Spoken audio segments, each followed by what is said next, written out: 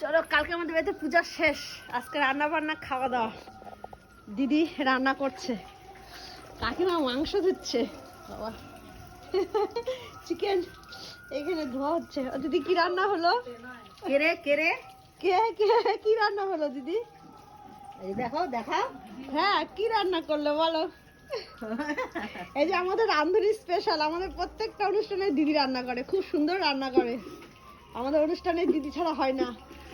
ডাল করলো, ডাল এখানে মসুর ডাল, মাছের তরকারি হবে, মাছের ডিম ভাজা, আর একটা সবজি। চচ্চড়ি। হ্যাঁ, ওটা আছে। আর এই যে কাকিমা লেগ পিস লেগ পিস দেখাচ্ছে, এখানে চিকেন ধোয়া হচ্ছে। পুজো টুজো শেষ, এবার আমরা রেস্ট করছি। কালকে সারাদিন খাটাখাটনি করে সবার শরীর শেষ। রেস্ট বলতে ভুল, আমরা বাড়িঘর পরিষ্কার করছি আর ওরা এদিক রান্না বান্না করছে। ব্যাস, আহা লাল লাল ঝাল ঝাল চিকেন কষা। খাওয়া বুনু, একটা টেস্ট করে দেখো, সেই লাগবে একদম।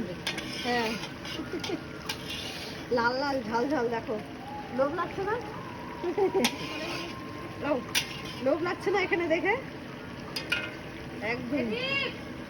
আজ তোর জন্মদিনের রান্না হচ্ছে দীপ, আমরাই করছি তোর জন্মদিনের রান্না। আয়, তুই তো করবি, খাওয়াবি না?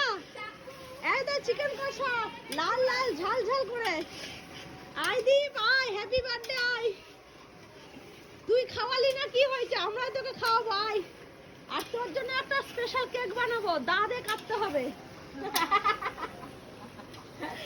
যেটা তুই দাঁতে কাটবি। আয়, চাকু টাকু লাগবে না। না